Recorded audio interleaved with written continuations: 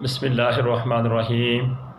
قرآن کی 41 بھی کراچی سے ام اکبر علی ہماری بہن صاحبہ نے پوچھا ہے کہ ہمارا ایک کمرے کا گھر ہے، میرے شوہر شوگر کے مریض ہیں، کچھ عرصہ قبل اسی وجہ سے ان کی ٹانگ کاٹ دی گئی تھی اور وہ چلنے پھرنے سے معذور ہیں۔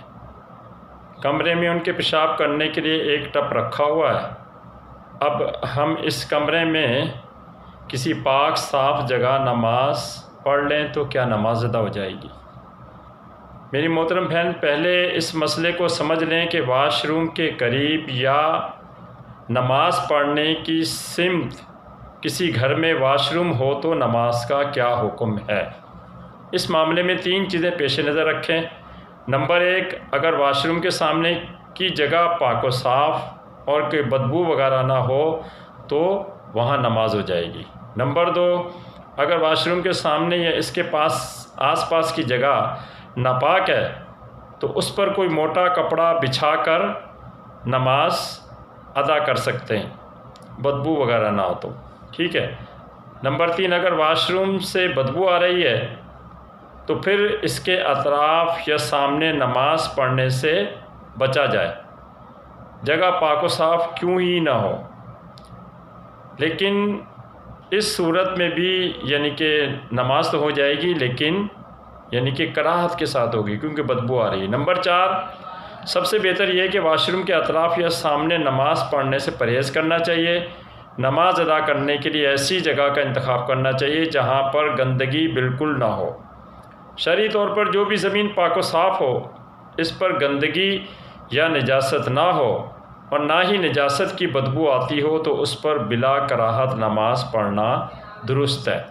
گھروں میں چھوٹے بچے ہوتے ہیں، پیشاب کر دیتے ہیں کارپیٹ پہ، ٹھیک ہے، کارپیٹ کو دھونا مشکل ہوتا ہے، لیکن جب وہ سوکھ جاتا ہے، اسمیل ختم ہو جائے، اس کے اوپر موٹا کپڑا بچھا دیا جائے تو بھی یعنی کہ نماز پڑھ سکتے ہیں۔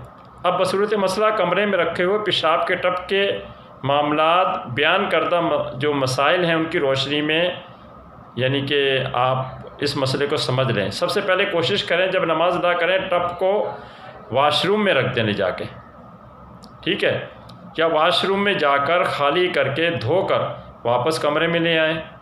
یہ سب اگر ممکن نہیں تو پھر ٹب سے دور جا کر نماز ادا کر لیں جہاں کہ پیشاب کی بدبو نہ پہنچے، یا کسی چیز سے ٹب کو اس طرح ڈھک دیں کہ پیشاب کی بدبو باہر نہ نکلے اور پھر نماز ادا کر لیں۔ یہ سب کچھ کرنے کے باوجود بھی ہلکی پھلکی بدبو آ رہی ہو تو پھر نماز ادا کر لیں، نماز کراہت کے ساتھ درست ہو جائے گی، یعنی نماز تو ہو جائے گی لیکن اس میں کراہت آ جائے گی، ٹھیک ہے۔ اس مسئلے کی تفصیل دیکھنی ہو تو بخاری شریف بدائع ثنائے در مختار رد المختار میں دیکھ سکتے ہیں۔ مسئلہ میں نے اپنے ناقص علم کے مطابق بتا دیا، باقی اس کی حقیقت کیا ہے وہ میرا اللہ جانتا، باقی واللہ اعلم۔